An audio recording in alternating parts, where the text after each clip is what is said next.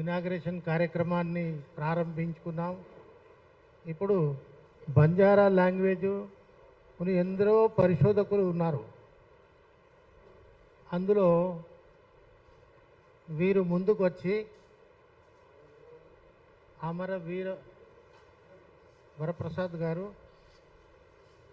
ఆ తర్వాత అలాగే రామ్ కోటి గారు, ప్రొఫెసర్ గారు,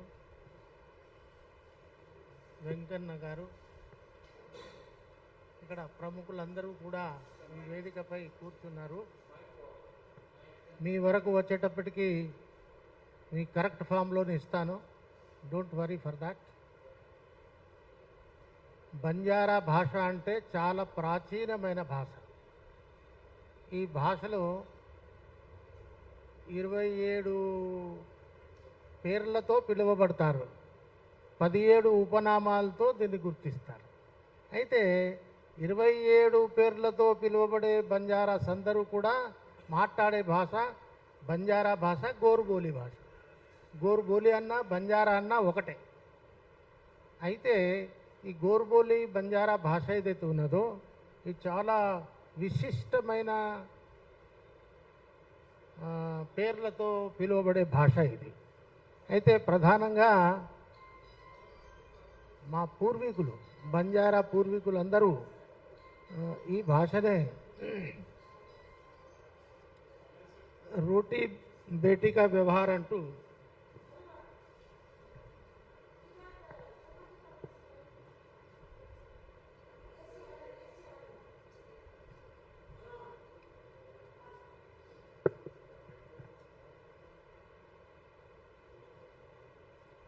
బంజారా భాష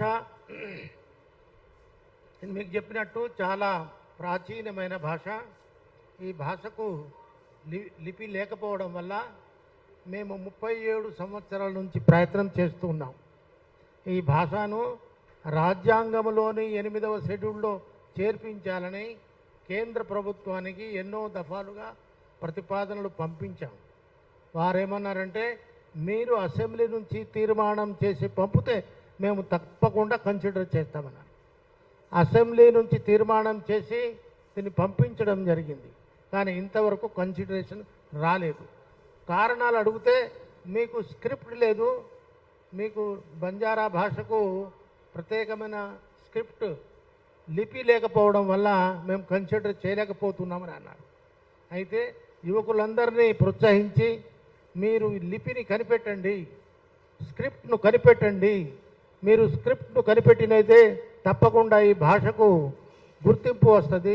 భాష బంజారా యొక్క సంస్కృతి సాంప్రదాయాలను ఖచ్చితంగా చెప్పగలిగే ఈ సంస్కృతిని పరిరక్షించే భాష బంజారా భాష. వీళ్ళ యొక్క మాటలు, వీళ్ళ యొక్క కార్యక్రమాలు, వీళ్ళ యొక్క నృత్యాలు, వీళ్ళ యొక్క పండుగలు, పర్వాలు అన్నీ వేరే వేరే రకంగానే ఉంటాయి. అది సాధారణంగా వీళ్ళు ఆడుకునే ఆట మీరు చూస్తూనే ఉండారు. తీజ్ అనే ప్రోగ్రామ్ను వీళ్ళు చాలా ఘనంగా నిర్వహిస్తారు. అదేవిధంగా వేరే వేరే శీతల పండుగని, వేరే పండుగలను చేస్తారు. కానీ ప్రధానంగా అయితే ఈ భాషను, గిరిజనులో ఉండే భాషలను రాజ్యాంగంలోని 22 భాషలను గుర్తింపు వచ్చింది. అందులో కేవలం 14 భాషలు 8వ షెడ్యూల్లో చేర్చబడ్డాయి 1950లో. తర్వాత కొన్ని భాషలు 8 భాషలను కూడా రాజ్యాంగంలోని 8వ షెడ్యూల్లో చేర్పించడం జరిగింది. అయితే ఇప్పుడు మేమేమంటే 2000లో ఐక్యరాజ్య సమితి ఒక నిర్ణయాన్ని తీసుకున్నది. గిరిజన భాషలు అంతరించిపోతున్నాయి, గిరిజన భాషలు అంతరించిపోతున్నాయి. గిరిజన భాషల యొక్క రక్షణ అవసరం, గిరిజన యొక్క సంస్కృతి యొక్క రక్షణ అవసరం. గిరిజన సంస్కృతి రక్షణ కోసం ఐక్యరాజ్య సమితి ఒక తీర్మానం చేసి ఈ ప్రపంచంలో ఉన్న దేశాలన్నిటికీ గిరిజన సంస్కృతి పరిరక్షించడానికి వారి భాషలను మీరు గుర్తించాలని ముందుకు వచ్చింది, ఒక తీర్మానం చేసింది అసెంబ్లీలో. దాని ఆధారంగా తీసుకొని మేమేం చేసామంటే, ఈ భాషకు రక్షణ కల్పించాలా, ఈ భాష యొక్క రక్షణతోటి మా సంస్కృతి అనేది నిలబడుతుంది అనే ఉద్దేశంతో ఈ భాష యొక్క స్క్రిప్ట్ను కనిపెట్టాలని యువకులందరికీ ప్రోత్సాహం ఇవ్వడం జరిగింది. దీనివల్ల యువకులు ఎందరో మంది ముందుకు వచ్చారు. అదేవిధంగా అమర వరప్రసాద్ గారు, అదేవిధంగా మా నాయకులు, ఆ తర్వాత కోటిరామ్ నాయకుడు, ఆ తర్వాత వెంకన్న నాయకు, తదితరులు ఎందరో, ప్రసాద్ గారు, నారాయణ గారు ఎందరో ఈ కృషి చేసి ఈ భాషకు సపరేట్ స్క్రిప్ట్ చేయడానికి ప్రయత్నం చేసినారు. అయితే ప్రతివాడు ఒక్కొక్క ఆలోచనతో ఉండి స్క్రిప్ట్ యొక్క విషయాన్ని తీసుకొని రావడం జరిగింది. ఇప్పుడు ఏంటంటే ఏ స్క్రిప్ట్ అయితే బాగుంటుందో, ఏది ప్రజలకు అందుబాటులో ఉంటుందో, ఏది ప్రజల్లో గుర్తింపు పొంది ఉంటుందో ఆ స్క్రిప్ట్ను సెలెక్ట్ చేసి, ఇందులో ఇన్ని స్క్రిప్ట్ మా దగ్గర వచ్చినాయి, ఇంకో కొన్ని ఉన్నాయి, ఇంకా అవన్నిటినీ కలిసి కూడగట్టి ఏ పదం, కొన్ని పదాలు ఎట్లా ఉంటాయంటే బంజారా భాషలో ఒకే పదము, ఒకే అక్షరము, ఒక పదము, ఒకే అక్షరము, ఒక వాక్యము, ఆ రకంగా ఈ భాషను గుర్తించబడి ఉన్నది. ఆ అంటే ఇటు రా అని అర్థం. సంస్కృతంలో కూడా ఆ అనే ఒక అక్షరంతో గుర్తింపు పొందే పదం లేదు, సంస్కృతంలో లేదు. కానీ బంజారా భాషలో ఉన్నది జో. జో అంటే వెళ్ళిపో అనే 50 అక్షరాలు ఉన్నాయి. సింగిల్ అక్షరాలు, సింగిల్ పదాలు, సింగిల్ వాక్యాలు. ఇట్లాంటి మహత్తరమైన భాష ఇది. ప్రాచీనమైన భాషగా మనం అందరం చెప్పుకుంటాం. కానీ ఈ వీటినన్నిటినీ చక్కగా రాసి కొన్ని పదాలు కేవిడిగో, కాయ్, ఇట్లాంటి కొత్త పదాలను కూడా దీంట్లో చేర్పించవలసిన అవసరం ఉన్నది. అది కేవలంగా గతంలో కొన్ని ఉన్నాయి మాత్రమే, వాటిని సరిదిద్దుకొని కట్ పేస్ట్ చేస్తే ఈ భాషకు న్యాయం జరగదు. ఈ భాషకు న్యాయం జరగాలంటే ఈ భాషలో కొన్ని అక్షరాలు జోడించాలా, కొన్ని అక్షరాలను సృష్టించాలా. కొన్ని అక్షరాలను సృష్టించినట్టయితేనే ఈ భాషకు మనం న్యాయం చేసిన వాళ్ళం అవుతాం. అందుకనే మీ అందరితోటి నేను మనవి చేసింది ఏంటంటే, ఈ భాష మీద మీరు చక్కటి కార్యక్రమాన్ని ప్రారంభించినారు. ఈ కార్యక్రమంలో భాగంగా మీరందరూ కూర్చుండి ఏ పదమైతే నీది నాది అని కాకుండా ఆల్ ఇండియా బంజారా సేవా సంఘ్ ఎప్పుడైతే ఇది ఆల్ఫబెట్ తయారు చేయడానికి ఒక వేదికను నిలబెట్టిందో, ఆ వేదిక ద్వారా మనమందరం వెళ్ళి వేదిక న్యాయం చేయడానికి ప్రయత్నం చేద్దామని నేను మీ అందరికీ విజ్ఞప్తి చేస్తున్నాను. అయితే ప్రెస్ వాళ్ళకు కూడా దయచేసి, ప్రెస్ మిత్రులకు ప్రెస్ నోట్ ఉన్నది, మరి దయచేసి తీసుకొని పోగలరు నేను విజ్ఞప్తి చేస్తున్నాను. అయితే ప్రపంచంలోనే కాకుండా మన దేశంలో కూడా ఈ సంస్కృతి చాలా భిన్నమైన సంస్కృతి ఉన్నది. ఆ రోజుల్లో గిరిజనులందరూ రాజస్థాన్ నుంచి కొంతమంది వస్తే, అంటే ఉత్తర భారతం నుంచి కొంతమంది వస్తే, దక్షిణ భారతం నుంచి కూడా కొంతమంది వచ్చారు. దక్షిణ భారతం నుంచి వచ్చిన వాళ్ళను ద్రవిడియన్స్ అంటారు, ఉత్తర భారతం నుంచి వచ్చిన వాళ్ళను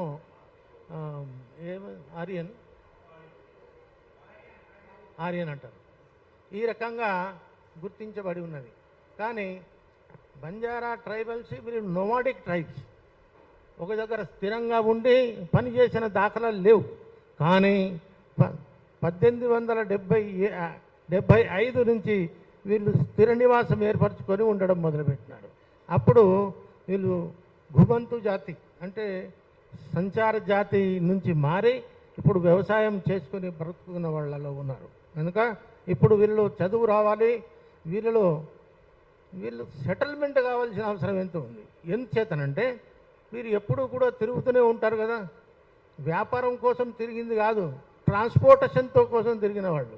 ఎంతో మంది ఏమనుకుంటారంటే బంజారాసాల బిజినెస్ మ్యాన్, బాగా డబ్బు ఉన్నవాళ్ళు అని అనుకుంటారు. కానీ అది తప్పు. ఏంటంటే నిజంగా చూస్తే బంజారాసు ట్రాన్స్పోర్టేషన్ను మాత్రమే ప్రాధాన్యత ఇచ్చారు. ఆ దేశంలో అవసరం ఉంటే అక్కడ ట్రాన్స్పోర్ట్ చేయడము, అక్కడి నుంచి అమూల్యమైన వస్తువులు ఉంటే దక్షిణ భారతదేశానికి తీసుకొని రావడము, ఇట్లాంటి కార్యక్రమాలు చేసినారు. మధ్యన ఎవరినో కలిశారంటే వాళ్ళకి మాకు కావాలండి అంటే కొంతమందికి ఇచ్చేశారనుకో, అది వేరే సంగతి. కానీ వీళ్ళు బిజినెస్ మ్యాన్ కారు, వీళ్ళు వ్యాపారస్తులు అని కొంతమంది అనుకుంటారు. వ్యాపారస్తులు కాదు, వీరు కేవలం ట్రాన్స్పోర్టర్ మాత్రమే. ట్రాన్స్పోర్ట్ చేసి ఎన్నో సేవలు అందించిన వాళ్ళు వీరు. అయితే నిజాం హైదరాబాద్ గారు వీరి కోసం వీరు ట్రాన్స్పోర్ట్ చేసి తీసుకువచ్చిన సొమ్ము, ధాన్యాలను జమ చేసుకోవడానికి, గోడౌన్లు జమ చేసుకోవడానికి ఒక ప్రత్యేకమైన దర్వాజాను ఏర్పాటు చేసినారు. ఆ దర్వాజాను బంజారా దర్వాజా అని అంటారు. మీరు ఎప్పుడైనా పోతే హైదరాబాదులో బంజారా దర్వాజా అని మీరు చూడవచ్చు. అదేవిధంగా వీళ్ళు ఈ ఎన్నో కష్టాలను ఓర్చి ఇప్పుడు హైదరాబాద్ మొత్తంలో జగదబ్బాదేవి అనేది ఎక్కడ ఉంది? గోల్కొండ దగ్గర ఉంది. మీరు గమనించారా? జగదబ్బాదేవిని కొలిసేవాళ్ళు అంటే బంజారాస్ మాత్రమే కొలుస్తారు. దానికి నిదర్శనం అక్కడ పూజలు పునస్కారం. ఇప్పుడు వాళ్ళ ఆధీనంలో లేదా వేరే వాళ్ళ ఆధీనంలో ఉండదు, జగదబ్బాదేవి మాత్రం ఉన్నది. తలజా భవానీ ఎక్కడ ఉంది? తలజా భవానీ ఇక్కడ మనము చార్మినార్ దగ్గర వెళుతుంటే మధ్యన హోటల్ పక్కన తలజా భవానీ కార్యక్రమం ఉంది ఉదాహరణగా. ఇట్లాంటి ఒక ప్రతిష్ఠ కార్యక్రమాలన్నీ ఈ కమ్యూనిటీలో ఉన్నాయి కనుక మీరందరూ యువకులు మంచి మనసుతోటి టైం కేటాయించి ఇలా లిటరేచర్లో మీరు ఖచ్చితంగా ఇప్పుడు ఈ భాషలోనే రాయడము చదవడము వచ్చేటట్టుగా. అయితే దీంట్లో ఒక ఉన్నది విషయం ఏంటంటే, మేము ఎంతవరకైతే స్క్రిప్ట్ రాదో అంతవరకు దేవనాగరి స్క్రిప్ట్నే మేము వాడుతుంటాం. దేవనాగరి స్క్రిప్ట్ను వాడతాం. ఎంతవరకు వాడతాము? ఈ లిపి ప్రచురణలో వచ్చేటంత వరకు ఈ స్క్రిప్ట్ అందరికీ అందేటట్టుగా, మా అందరికీ లభ్యమయ్యేటట్టుగా జరిగినంత వరకు దేవనాగరి స్క్రిప్ట్నే వాడతాము. కారణం ఏంటంటే, సాహిత్య అకాడమీ న్యూఢిల్లీ వాళ్ళు దీన్ని గుర్తించినారు. ఏమో పెట్టుకున్నామంటే, ఒక ఇష్యూ గురించి మేము చర్చకు తీసినప్పుడు ఇది నీకు మీ భాషకు స్క్రిప్ట్ లేదు అన్నారు. అప్పుడు నేను అడిగాను, అయ్యా సంస్కృత భాషకు స్క్రిప్ట్ ఉన్నదా? సంస్కృత భాషకే స్క్రిప్ట్ లేదు, మీరు ఎలా ఒప్పుకున్నారు? ఆ భాషను ఎలా గుర్తించారు? మా భాషను కూడా మీరు అలాగే గుర్తించండి. దేవనాగరి స్క్రిప్ట్ తోటే మరి సంస్కృత భాష ఇప్పుడు మా ఆచరణలో ఉన్నది, మార్కెట్లో ఉన్నది. అందుకని భాషకు స్క్రిప్టే ఉండాలని ఏం ప్రాధాన్యత లేదు. కానీ అక్కడ అడ్డు పెట్టిండ్రు కనుక మీకు స్క్రిప్ట్ లేదు అనే పదాన్ని తొలగించటానికి, మా భాషను రాజ్యాంగంలోని 8వ షెడ్యూల్లో చేర్పించడానికి ఇప్పుడు యువకులందరూ కలిసి దీన్ని పూనుకున్నారు.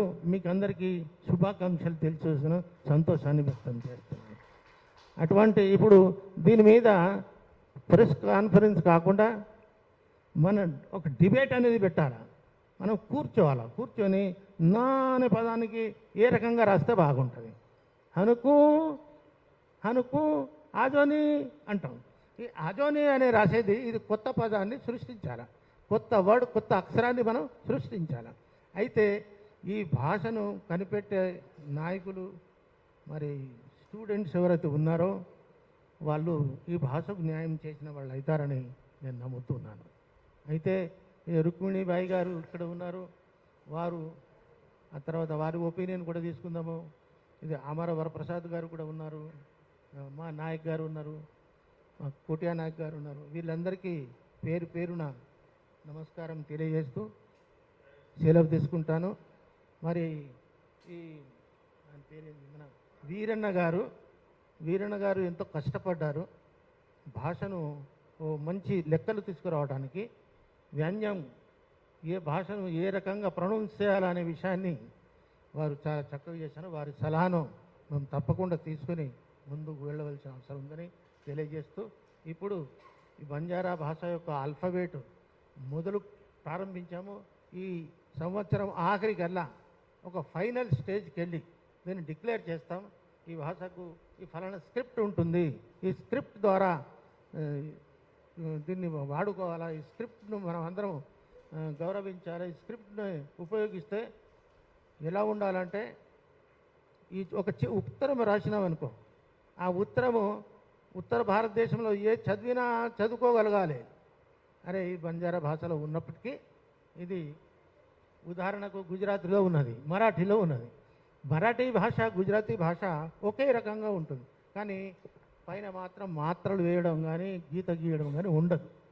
అది సరిసామ ఒక హిందీలాగే ఉంటుంది, దాన్ని హిందీగా మనం భావిస్తాం. అందుకని మనం తప్పకుండా ఈ భాషకు న్యాయం చేద్దాం. ఈ భాషను రాజ్యాంగంలోని 8వ షెడ్యూల్లో చేర్పించేటట్టుగా ఏదైతే general assembly UNO united nation of organisation తీసుకున్న తీర్మానానికి మద్దతుగా మనం అందరం కష్టపడి పనిచేసి కేంద్ర ప్రభుత్వానికి మెప్పించి ఈ లబ్ధిని మనం పొందుదాం. స్టేట్ గవర్నమెంట్ అయితే ఇక్కడ నుంచి రికమెండ్ చేసి సెంట్రల్కు పంపించడం జరిగింది. కర్ణాటక గవర్నమెంట్ కూడా సెంట్రల్కు పంపించింది. అదేవిధంగా మహారాష్ట్ర గవర్నమెంట్ కూడా అసెంబ్లీలో తీర్మానం చేసి కేంద్రానికి పంపించడం జరిగింది. 3 ప్రధానమైన స్టేట్లు, 3 ప్రధానంగా అత్యధికంగా ఉండే ఈ 15 మిలియన్ బంజారాలు మాట్లాడే భాష ఇది బంజారా భాష. అందుకే దీన్ని బంజారా భాష గోరుబోలి అని కూడా అంటారు. దీన్ని చక్కగా మనం ముందుకు తీసుకుపోయి దీన్ని సాధిద్దాం, 8వ షెడ్యూల్లో చేర్పించుకుందామని తెలియజేస్తూ సెలవు తీస్తున్నా. నాకు ఈ అవకాశం ఇచ్చిన మా ప్రసాద్ గారికి, వీరణ గారికి, రామ్కోటి గారికి, మా నాయక్ గారికి, మరి తమరందరికీ, మా ప్రసాద్ గారికి, అందరికీ, నారాయణ గారికి అభినందనలు తెలియజేస్తూ మీ కృషి తప్పకుండా ఫలించాలని దేవుణ్ణి ప్రార్థిస్తున్నాను. సెలవు తీసుకుంటాను. జై హింద్, జై బంజారా, జై లాంగ్వేజ్.